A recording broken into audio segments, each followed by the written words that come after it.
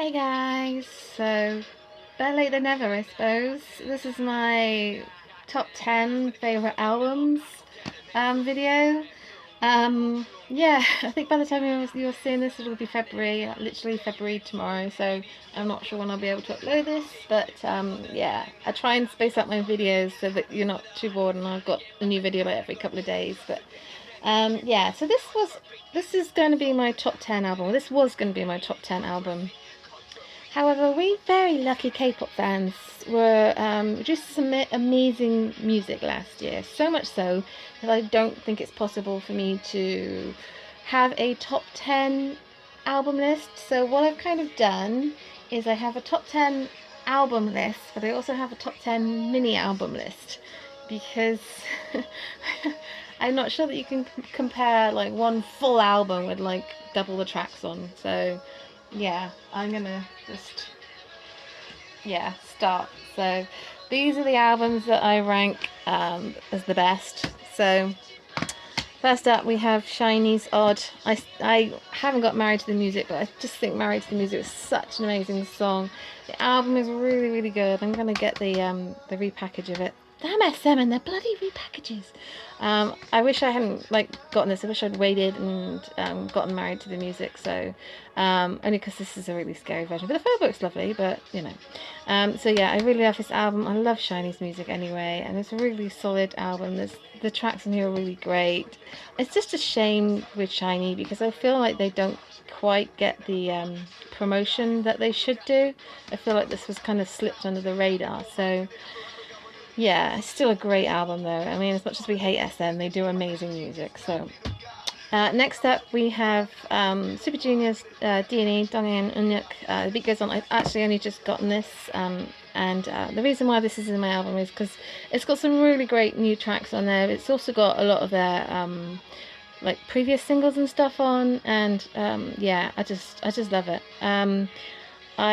I'm just a bit obsessed with Can You Feel It? It's just like my favourite song on here. I just love it so much. Growing Pains is beautiful as well, and yeah, definitely worthy of the top 10. Then CNBLUE finally got a second full album, which is incredible really, but I really can't believe that they're only on their second album. But yeah, I'm a big fan of CNBLUE. This album is great and I love this comeback. My favourite track on here is Domino. I just cannot stop listening to that freaking song, but every song in here is really good. So yeah, really happy that CNBLUE came back. Then we have FX. I'm so happy that these girls came out. I think everyone did after the whole Sully thing. It was really great for them to kind of get back on the horse, as it were.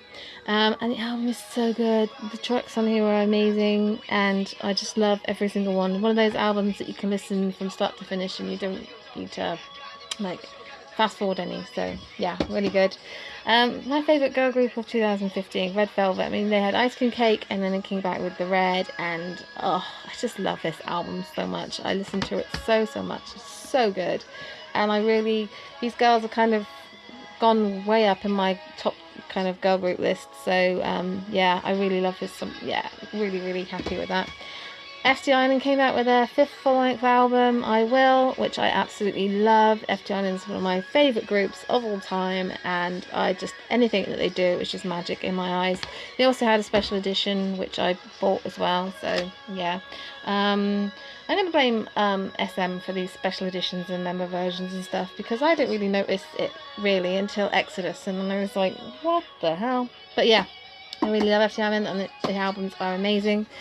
I still haven't got my full albums, but next up is iKON. I'm holding up their half album to represent the full album, because this half of the album was great. The second half of the album was even better. I absolutely loved the latter part of their comeback, and I'm really hoping that I get my albums soon. I might even have them by the time I upload this. Fingers crossed, but we shall see. But yeah, obviously their debut finally after waiting 2 years for Team Me. So yeah, I was really happy, and I love all their songs, and I'm really impressed. So I'm looking forward to the future, and plus these guys are gorgeous and super talented, and I love them. Right, next up, this is like the third favourite. Oh, no. It's Jia's, can't speak. Jutsu. Chia Flower, his third solo album. I love this album so much. This man has got the voice of an angel, and I just love this album so much. It's so incredible. Flowers, one of the best songs of the year, and the whole album is just flawless, and definitely one of the albums I listen to the most. Then we have EXO, Love Me Right, which is a repackage from the Exodus debacle. I say debacle, 20 versions. Well done, SM, well done. I mean, if I was like a XOL, they were my group, I would feel that I would have to get all the versions, which is just, if it was Big Bang, I mean, you all know what happens with Big Bang and me, so yeah. So I'm really glad that they got repackaged, because if you didn't have the money for Exodus, then at least if you can get this one, then you've got all the music, and the music is what's important. And SM do really well with EXO. I know they get the most limelight, but their music is so amazing. They're so talented, and I just love them. I've loved them since their debut, but my love for them is kind of dwindled and then gone strong and then dwindled, and this have a special place in my heart. But Love Me Right, I love it when they do a full album, and their first album XOXO is like still one of my favourite K-pop albums ever. So, but yeah, this is definitely the second best full album of the year. And then my favourite album, probably no surprise if you've seen my previous videos about this one, is TVXQ's Rise Is God. This is just an incredible album. If you own it, you'll know it's definitely my favourite album. It's definitely the album I listen to the most, and I absolutely love it, and definitely would recommend. I love TVXQ, and I feel that they get overlooked a lot because they've been around a long time. They've definitely had their ups and downs, and I've been guilty of that in the past, of overlooking the home side, rather than, like, I usually spend most of my time with the JYJ side, because Daejeon is like my ultimate bias, and Junsu and everything like that. So, but I've definitely given more of a opening to them, thanks to Top Min Kwon, who she's a bad influence on me. So yeah, their Japanese stuff is amazing, which I didn't know. So yeah, but this is a really good album. My favourite album of 2015, TVXQ's Rise Is God. I am just going to make a special note, because if Big Bang had done more than this, then they would be my top album. They obviously released their gazillion tracks, and if this was the full album, then this would be my number one. Waited 3 years for Big Bang to come back, and they finally did, and they did not disappoint. Every song that they released for me is just perfection, and I just love it. I love that there's so many different title tracks, I mean, Bang Bang Bang is incredible, Loser, flawless, absolutely flawless. So I would say this is my top 10, but I'm excluding this one because technically, I guess, could I say that this would be my album of 2016? That makes it awkward. It probably will be my album of 2016, but it feels a bit weird saying that, so yeah. So my next ones are mini albums. So up first is 4 Minutes, Crazy, their 6th mini album. So excited for their new album. At the time of hearing this, they dropped a couple of teasers, so I'm very excited. This album is so good, so good. If you're new to 4 Minute, then get this one and work your way back. So good, this album. I love every song on here. Cold Rain is just beautiful. So yeah, really love that one. Then we have Bastars, which is 3 of the members from Block B, B-Bomb, Pio, and Yukwon. The track was really good, don't get me wrong, the album is better. The album is so good. All the songs on here are great, and I absolutely loved it, so I had to include it. It's been out for a while, been out for about 9-10 months, but yeah, I really love it, so yeah. And then the happiest comeback, bar Big Bang. BAP finally came back after all their troubles, and they did not disappoint. And this mini album is really good, and it's absolutely perfect, as it should be, as it would be with BAP. So yeah, they did the annoying thing of member versions, which I normally hate, but I'm allowing it with BAP. I managed to get Jonghyuk and Cellos, so I'm really happy. If you're going to do member versions, do it properly, like they did. It's so good the way they did it. Really good. And then Hongyi from FT Island released his solo mini album. I don't understand how this is his first solo album, but FM 302, I mean, this album is just perfection. Hongi is one of my most favourite singers. His voice is so distinctive, so unique, so powerful, so strong. The camera might not be focusing, but yeah, I would definitely recommend giving this a listen because it's really, really good. Then next up we have EXO. They came back for their Christmas mini album, and I really love this mini album. The lead track, Sing For You, was great, but the rest of the album is better.